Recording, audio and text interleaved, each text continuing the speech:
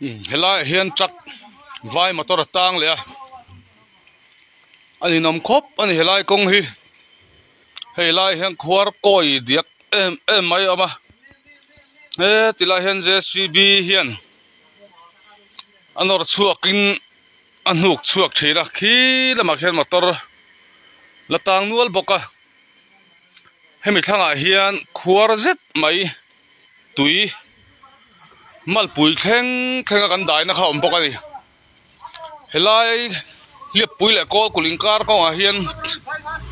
khuar se fe lir thei chitin reng two wheeler thleng mai tan nei mun ni amani helai khuar lian fe lir thei chitin reng kan tan na thin hi a soi po kan soi sing to ngai sak a hlo lo boka kan soi zin tong a hian unit ruai tu te block ruai tu te po kan soi na sa to kan soi na sat le kan vei ang a hian ngai sak a hlo lo wa chung ai chong khoi mo lai khuwa tong trai na in sak nan MLA fan te kan pe a tha tong trai na in sak na ta na MLA fan te pek ai chon helai khuar no nan hian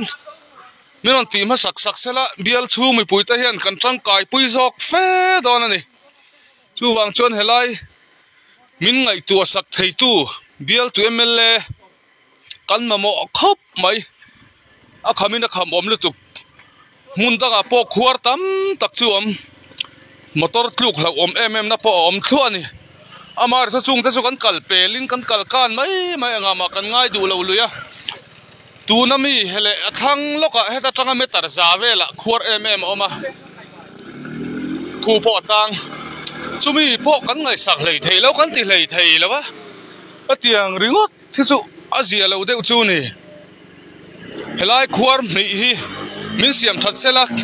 helai leng ten kang dung hian har san na pakhat ma liep pui aizol tanga he ta kol kulam konga kal turian